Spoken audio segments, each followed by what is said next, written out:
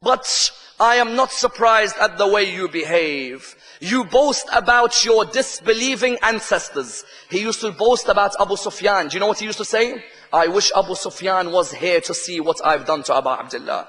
She says, you boast about your disbelieving ancestors, wishing that they were present over here to see your criminal act. You don't consider yourself a sinner over what you've done. You strike and play with the lips of Abu Abdullah. Abu Abdullah's head would be next to him. He would get a stick and play with the lips of Imam al-Hussein. And you strike the teeth of Abu Abdullah. Then she says, you have made this wound even deeper. For you had shed the blood of the house of the Prophet, the children of Abdul Muttalib, the heavenly stars on earth.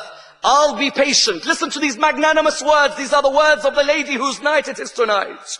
She says, I'll be patient, since soon you will be joining them. Then you'll wish your hands had withered away and you were dumb, so that you could not have said what you said or acted what you've acted. Oh Allah, give us patience in this time. Oh Allah, give us our due right. Oh Allah, punish the oppressor and give him a painful chastisement. Listen, is this a man, you say, radiyallahu anh, when the granddaughter of Rasulullah attacks him like this? Oh Allah, give him a painful chastisement. Then she says, oh Yazeed, you've cloven your own skin and flesh. Soon you will meet the messenger of Allah, meaning one day you're going to die. You're going to meet the messenger of Allah, where Allah turns distress into tranquility and takes vengeance for him with the heavy burden that you have. You've shed the blood of his house. You've disgraced him and you've held his children as captives. Then she says, reckon not those who have died in the way of God as being dead. Rather they are alive, receiving sustenance from their Lord. She's talking about the shaheed. She says, enough for me is that God is the judge. Muhammad is the adversary. Jibreel is the supporter. Those who paved the way for you to dominate over us, will soon find out what the retribution is for the oppressor, whose army is weaker, whose opinions are inferior. Now listen to this line. This is unbelievable. This is Sayyida Zainab, the granddaughter of Rasulullah. She makes this line and it touches the heart. She says, although the plight has made me speak to you, I find speaking to you of little value, but scolding you is great. Therefore I will continue to scold you. The eyes are tearful and the heart is sorrowful. How ironic it is that the members of the party of God are killed by the members of the party of Shaitan. Sayyida Zainab, the granddaughter of Rasulullah, would she call a member or a party Shaitan unless they were trying to break the message of her grandfather? How ironic it is that the members of the party of God are killed by the members of the party of Shaitan. That our flesh drips from your pores and our blood from your mouths. Our bodies lie alone on the grounds of Karbala, surrounded by wildebeests. Then she mentions this line, oh Yazeed, you consider us as booty today? Tomorrow we will be indemnity for you, and you will see everything that you've acted. Then she says, oh Yazeed, however hard you try. This line, brothers and sisters, is a line that should be made a flag. Oh Yazeed, however hard you try, you will never be able to obliterate our love and our memory from the hearts of the people. Your ideas are unstable and your government is transitory. She then says, soon your tranquility will turn into distress, where you will meet Allah and you will hear the cry, Ala la'natullah ala al-qawm al-zalimeen, walhamdulillah rabbil alameen. When Sayyida Zainab speaks like this to a man, is this not enough for you to remove radiyallahu anh from his name? When Sayyida Zainab, the granddaughter of Rasulullah, the daughter of Fatima al-Zahra, the daughter of your fourth Khalifa, when she attacks a man saying, you are the party of Shaitan, is this not enough?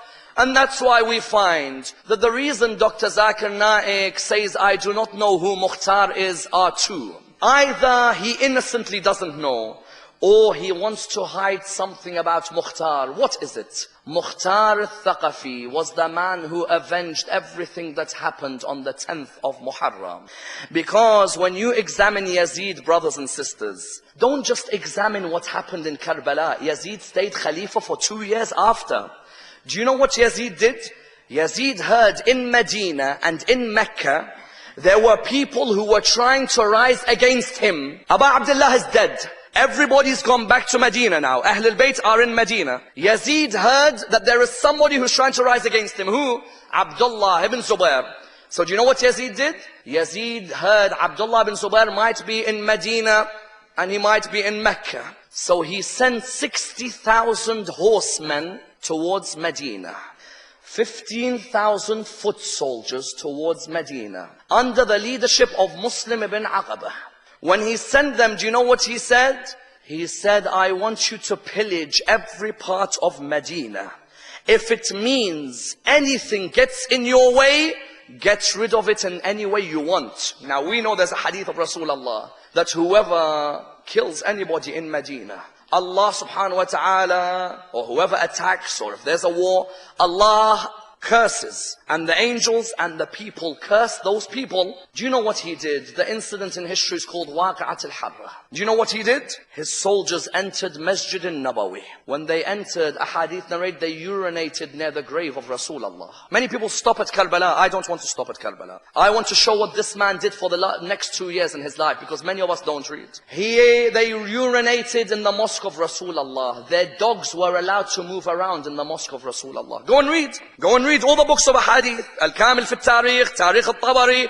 Go and look at Waqi'at al-Harra. What happened? They entered. Their dogs urinated near the mimbar of Rasulullah, near the grave of Rasulullah. There was 1,000 women raped in Medina. That's why the following year, many of these women gave birth to the 1,000 who were known as those born from rape. They raped the woman in Medina, 1,000. They killed 3 of the companions of Rasulullah. Up to 1,000 Ansar in Medina were attacked. They pillaged the whole of Medina. He then said, if you don't find them in Medina, go towards Mecca. Now surely you will not have the audacity to do anything in Mecca. Surely.